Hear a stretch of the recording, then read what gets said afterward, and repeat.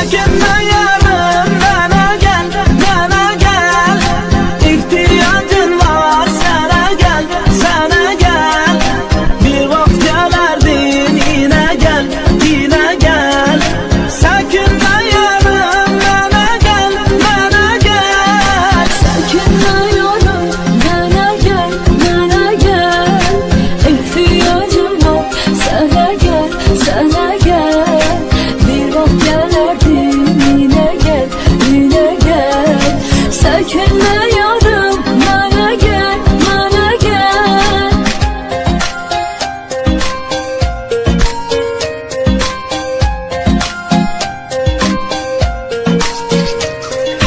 Gözlerim yolda, kulağım seslerdi.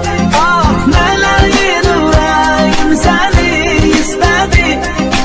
Yüreğim derdim ben onsuz bağlama. Derdimle deli divane hastedi. Yine yarım, görüşek, görüşek. Ah ebedi kimin gizleyecek, sevişek. Sen bana sarıl, ben sana sarılır. Sarılı sarıla gizleyecek, öpüşek. Çekinme yarım, bana gel, bana gel. İhtiyacın var, sana gel, sana gel. Bir vakit gelerdin, yine gel, yine gel. Çekinme yarım, bana gel, bana gel. Çekinme yarım, bana gel, bana gel. İhtiyacım var, sana gel, sana gel. Bir vakit gelerdin, yine gel, yine gel. Çekinme yarım, bana gel, bana gel.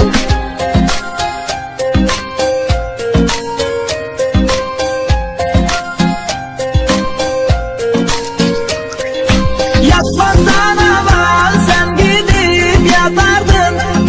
Tanısa bilmezsem ne saat yatardın.